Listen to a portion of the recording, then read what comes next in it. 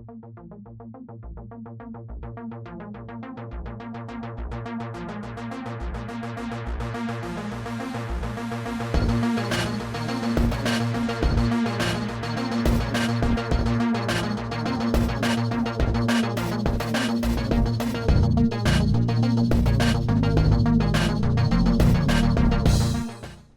back, everyone. I'm Maria Harris. And I'm Ethan Burke. Welcome to BKTV News. To kick off today's show, we're going to start with a story on Maurice Claret. Last week, he came into the high school to talk about his recovery from drug abuse while playing football at Ohio State. Caleb was even able to sit down with him after the assembly. You want to take a minute to look around at the people sitting next to you. Just turn your head and take a look, see who's sitting there. And then I just wanted you to know that statistics show that 1 in 5 people are either have a mental health or a substance use disorder issue or will have one by the time they become an adult. So they can happen to anybody. It literally helped me to just basically stabilize Maurice, right? And I didn't know that mental health was even a thing, but it was the greatest thing that happened to me based on all the stuff that was taking place in my life. So the second part about that was that during the first 7 months of my incarceration, this is a serious deal. I was locked down for 2 to 3 hours every day. And so I would just advise them to, one, understand that when you first start out, just understand it, like there's nothing wrong with just doing it in confidence, and being confident about understanding, who you are, what you have going on mentally, why things mentally operate in your brain the way they do, and just understanding your deficiencies. You don't need to run out and go tell somebody initially, but as you gain confidence and get yourself, together mentally with a therapist of some sort or a qualified mental health specialist, I don't know what they have in Missouri, and as you gain confidence and, you may be able to help other people rather than just, spewing your feelings or telling, what you have going on to somebody who may not be qualified. But there's enough qualified professionals who you can share your ideas with or share what you have going on with that will help you to, gather yourself, get yourself together, and, put you in a position where you can be confident to go back out. It's never,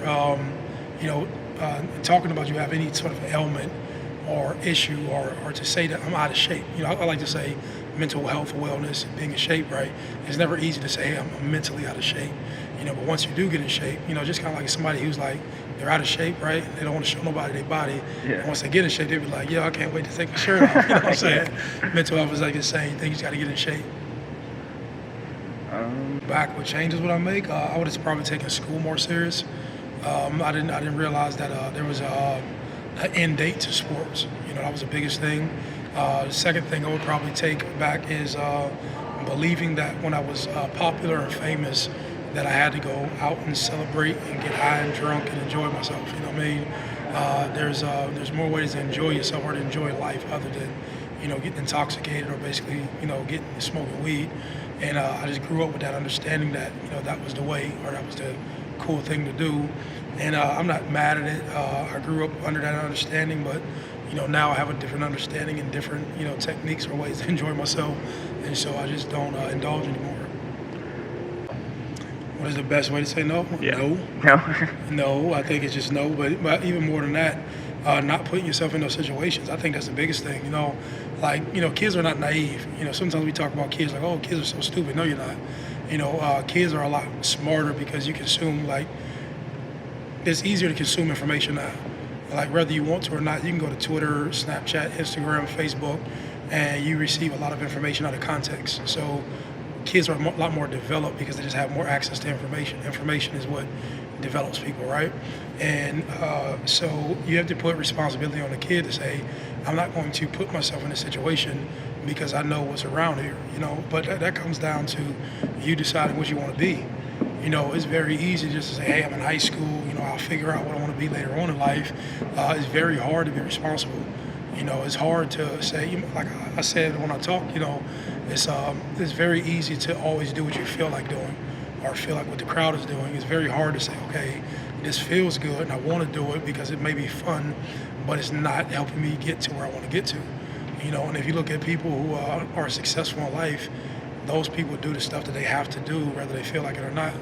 And the people who just have a good time and always complain and gossip and people who are just very average of some sorts, those people just do what they feel like doing. They don't have really purpose. They're just there's a bunch of activity. There's no like definitive purpose to how they're living or what they're doing. And I just, you know, a kid taking ownership. These are like, y'all not even kids anymore, you know. But it's just a human being taking ownership over what they want to become, and say, hey, I'm gonna leverage all my time. And so, you know, going to a party ain't the only way to enjoy yourself. I think we need to like quit that narrative. You know, there's a lot of stuff you can do outside of partying, you know, to have a good time, having good company, you know, having good conversation. You know, if you're serious about, you know, wanting to become successful at something, you know, spending your time like, you know, going over a friend's house, you know, working on a project, you know, like with the way information is now in this world, you know, kids can be anything they want to become. Like literally, like that seems like a far-fetched idea. Like you can really become what you want to become because nothing is hidden. It just, you know, takes the time for the people to, you know, research the information. You can go to YouTube and type in anything, you know what I mean? And almost any of everything that you want to become can be made readily available to you. My present day motivation, I'm just motivated to see how, you know, how far I can take my life. You know, this is a joy to me to be able to, you know, go and talk and speak and to just speak the honesty, the truth of my life, you know, with the hopes of trying to inspire young people. You know, I'm really inspired by just wanting to see how far I can take my life and see what I can do. You know, and it's not from a materialistic standpoint. It's just to see what I can become. You know what I mean? And put myself in situations that, you know, I'm not familiar with. You know, I'm in Farmington, Missouri. You know what I'm saying? I go to New York City. I go to Los Angeles, California. I've been to Andrews, Texas. I've been everywhere. But, you know, to be a free-spirited soul and to just go tell my truth and to connect with people and to hopefully say, hey, man, something that this guy said to me made sense. You know what I mean? And I can apply that to myself. You know, I think that's that's life. You know, I'm being able to, just share my experience, man, to make a positive impact. Not like a cliche positive impact, but like, hey, man, you know, after I got done talking to you, something really made sense and it impacts how I make decisions. I think that's the most fulfilling thing that I can do. Like as far as things, you know, I have a house, I have a car, you know, I have things, you know what I'm saying? And the things don't make you feel the way you think that you can feel. Like one of the best things in life is like human connection and being able to connect with people and share smiles and joy and happiness and stuff like that. So, you know, seeing how far I can take my life, but, you know, staying happy. Great. My father passed away. I didn't have a relationship with my father. Father passed away back in 2011, but there was no relationship post 1985. You know, I seen him periodically, but my mother is great. You know, I talk to my mother every morning. Probably one of the most supportive people that I've had in my lifetime. You know, very fortunate. Everybody doesn't have, you know, both parents' support. Some people have none from their parents. So I'm fortunate to have one who's, you know, really kind of like good and bad, right or wrong, you know, who never, you know, left me when I needed assistance the most. And so fortunate to have her. In the hip hop and rap, that's a good one. No, I don't listen to any new guys. I have no interest, and not for any bad thing. I hear them, but I listen to classical music, you know. See? Yeah, I'm like, I listen to a bunch of classical music. I'll hear it on the radio and then play in the background, but from a different standpoint, music was more serious and real before. And a lot of times I say, you know, would I rather listen to somebody rhyme words that has no meaning, or would I rather listen to a book? Or would I rather care about how I feel? So I'll put on classical music, right? Or I'll put on something with praise and worship, you know, and it kind of set the mood or my intentions and where I want my energy at, and things of that nature. But I don't know. I've always heard that, you know, Kendrick Lamar and Jada Cole, they have more conscious music. And I've gave Kendrick Lamar a chance, but there's nothing that I've been able to just sit down and say, hey, man, I actually feel this. You know, music is like a big feel thing for me. I just can't be entertained. It just wouldn't make any sense. 404.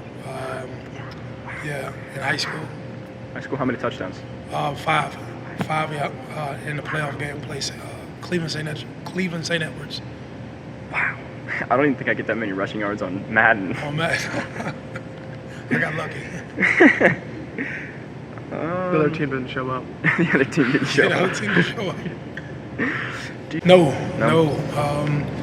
and I don't feel bad either. You know, that's one of the biggest things that I don't think people realize, that, you know, you're only your friends you're only friends with the people who you're friends with based upon your circumstances. You know, you all live the same place, you all live within the same neighborhoods, and for the most part, you go to high school, you have the same interests, and those become your friends based upon those circumstances. But as you grow and you have different interests and different responsibilities, we may be familiar with each other, but you know, different people take hold of those responsibilities, so we have different consequences on what we're interested in. And it took me a while to know that, but you know, your friends, you know, unless they're like-minded, they can really be a great hindrance to you. You know, people are literally the greatest distraction. You know, you being focused and him being unfocused, you know, just will never mix. You know, because at some point, his lack of structure and discipline will pull on you and take you away from what you're supposed to be. But you'll say, hey, this is my friend.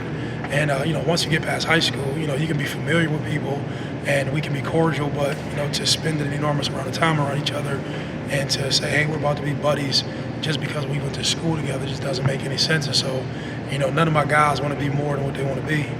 You know, they just want to be who they are. And I don't want that for myself. And, you know, being bold enough to say, you know, what you want for yourself, I don't want. You know, I don't want mediocrity. You know, it's very easy to be just one of the guys, you know, if that's what you want. But I'm not shaming you for what you want. I'm going after what I want, you know, and what I want is more than this. And so that's kind of like how I live my life.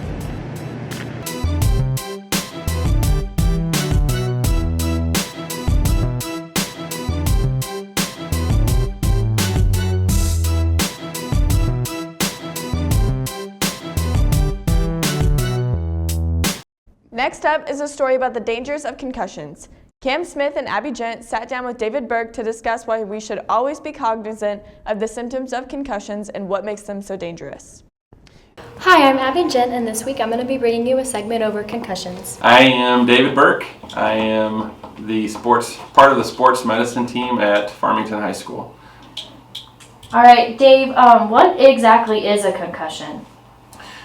A concussion, by the truest definition, is a brain injury.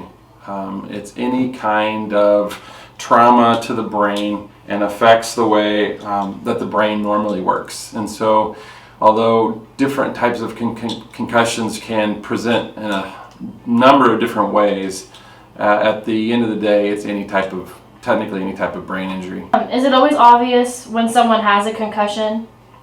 You know, that's the trickiest part of, I think, diagnosing a concussion is that they're not always obvious. There are many different things that we look for when we're on the sideline or in the gym and we suspect a possible concussion. Some symptoms appear right away, and so it's a little bit easier to determine if an athlete has sustained a concussion. But in some cases, those symptoms may not appear to be for several days later or even several hours later. So what we do is we try to perform a lot of different tests on the sideline right after an injury and determine whether or not that student athlete has the signs and symptoms of a concussion. Once diagnosed with a concussion, what steps do athletes or just people in general have to go through in recovering? So when we identify an athlete as having a concussion, there are several things that happen at that point. One, we obviously are in close contact with the parents and make sure that the parents know what things they need to be looking for and when that concussion potentially could be more of an emergency type situation that they may need to follow up with their doctor or a hospital. And then we obviously stay in close contact with coaches. Coaches need to know where the athlete's doing, what they're feeling, and how they can progress them to return to play. We're fortunate in Farmington School District that we have impact testing. And with impact testing, all of our student athletes undergo a baseline cognitive assessment before the season. And that allows me to have baseline data so that if a student athlete does have a concussion, when we diagnose them with a concussion, then they'll have to do follow-up impact testing before they're allowed to return to play. And what we do is we compare baseline to where they're at now, and then we begin a return to play process that has been approved by MISHA, or the Missouri State High School Activities Association, and that is basically a 5-step process that returns kids back to play safely. So with all of these different sports and all of these different ways to get concussions, are all of the concussions the same or do they range in severity?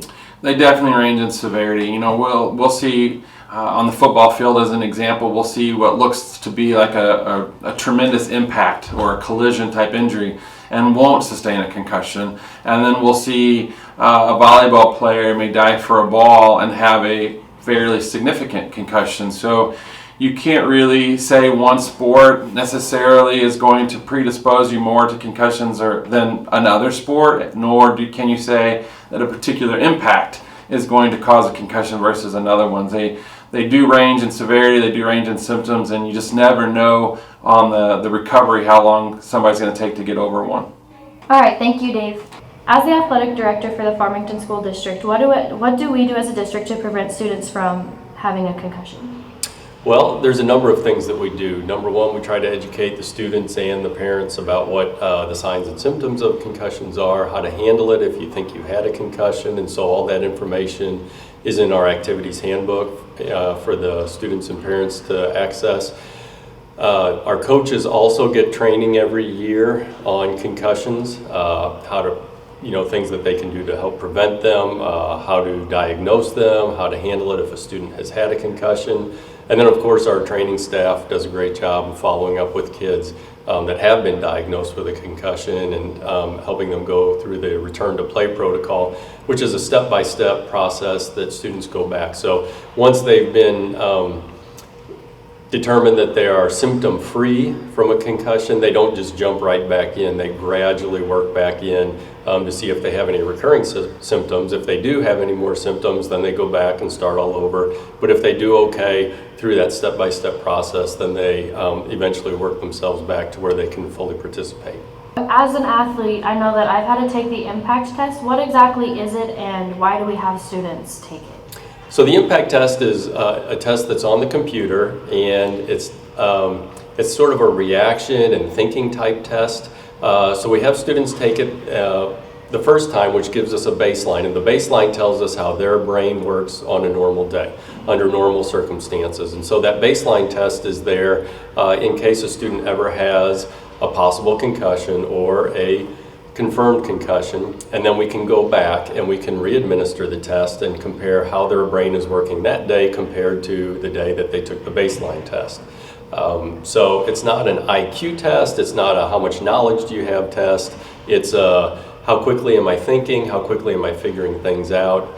And so that is just one of the many tools that the doctors and the trainers use. It's not the only thing that we use. So if a student has had a concussion, one of the things that they check is how they do on the impact test, but they're also testing and checking on their symptoms, on their reaction times, on physical things that they can note. So a lot of different things go into their determination of whether or not a student is over a concussion or not. If an athlete or a student doesn't pass the impact test, do they have to keep taking it until they do? Yes, so like I said, the impact test is one of the factors that the trainers and the doctors will consider, but it's not the only one. So if the student's symptoms are improving, if the student's reactions and eye tests and all those things are improving, and if they pass their impact test, and when you say pass it, we mean that it's fairly close or it's the same as they were on their baseline test. So if all those things are happening, then all signs point to the student being better and the concussion being over with. But if any of those things are missing, if any of those things haven't been achieved yet, then the doctors and the trainers have to take another look at it and really dig into it and make sure that they know exactly where the student is on the road to recovery. All right, thank you. You're welcome. The symptoms of a concussion include headache, fatigue, blacking out, irritability, nausea or vomiting, sleeplessness, amnesia, and sensitivity to light. If you or others feel as if you have any of the symptoms, please contact a doctor. Now we get to take a look at FHS's Wise Nights Cafe. Ryan was able to get an exclusive look at the ins and outs of the cafe to give a new perspective of the challenging work that goes on behind the scenes. Hi, I'm Ryan Fimmler reporting with BKTV, and today we're taking a look at our very own Wise Nights Cafe. This is Miss Kayla Pratt, faculty advisor for Wise Grounds Cafe. She says Wise Nights Coffee Shop was created with a partnership with Belgrade State Bank and Wise Grounds Coffee Shop. The cafe is completely student-run by the students with disabilities in the Transition Independent Living program here at the high school. Wise Nights Cafe is open every day from 11:35 to 11:55 for A lunch, 12:03 to 12:20 for B lunch, and 12:30 to 12:45 for C lunch. Every day, the menu consists of coffee, lattes, hot chocolate, frappes, iced coffee, smoothies, tea, and cookies, all in a variety of flavors. There is also a special drink of the month. October's special is caramel apple cider. Miss Pratt says the cafe provides her students with real-life work experiences, such as food preparation, customer service, and time management. Come see the students at Wise Nights Cafe and grab a tasty drink. Now we're going to take a look at our night spotlight. Here's Javen with a story on Miss Weeks. So, you came here to Farmington just very recently, right? I did. I came in July of 2018, so I haven't been here that long at all. And how do you like the students here? I love them. I just had a conversation with a couple of other teachers. In fact, on Friday, I was saying to them, I've been teaching, this is my 28th year of teaching. And I said, in all honesty, these are some of the best kids I've seen. You guys are great. The kids here are great. We tried it. Yeah, they're fun. You're just fun and polite and honest, and I don't know, I just love it. And so you've been, you're an EMT. I am. So how is that profession? I know, is it okay for me to ask? Absolutely. I started out in EMT school while I was teaching, so that was a night program, and I did that in Virginia, which is where I came from. I've been in Virginia for 22 years, so I started out there. And I graduated in 2014, so this is my 4th year as an EMT. And it was sort of a side project for me, so I didn't do it full-time ever because I didn't want to leave the classroom. I love teaching too much. But it is challenging. It's a challenging field to be in. Most of the time you're seeing people on probably the worst day of their life up to that point, in a lot of instances. Sometimes the last day of their life in some instances. And sometimes it's, a great outcome. I think it was my 3rd ambulance ride. We delivered a baby at a rest area along the interstate. I understand that's a big goal among they were all so mad because I was a brand new EMT, and I got to be in on that. And I understand that you're a search and rescue. I am. I've been with Virginia Department of Emergency Management. Actually has a professional search and rescue branch to its approach to emergency management. And I went through their Search and Rescue Academy back in 2014 and graduated from that, and since then became interested in gaining more certifications and doing different things. And so for the last year, I was with a company, a tracking school that teaches search and rescue people how to do what we call man tracking, which is finding lost people basically in the woods. So going after people who are lost, who are injured, who are, we have some cases with people with dementia who wandered away, small children. I've been on a number of different search and rescue operations, but I passed my several exams, or 7 different ones. I passed those this past summer, and I have 2 more that I'm working on right now. Hopefully those will be done by December. All right. And I just signed up a couple months ago to be a part of the Mineral Area Search and Rescue team that meets in Bonne Terre. So I've been to a couple of their meetings. I'm excited about being a part of that organization. Well, you sound like a productive member of society. I'm saying. Volunteer, it's good for you, right? You get out there. I get out there and do stuff. There are other people who are like, yeah, get out there, and then you're out here just like doing everything. Little variety. Yeah. Variety is the spice of life. Then I come here and teach, and I get to be with cool kids all day, which is really fun. All right, I think that's going to do it for today's show. Be sure to check in for our Halloween episode on October 31st right here on the BKTV Studios YouTube channel. Be sure to like, comment, and subscribe. Boo!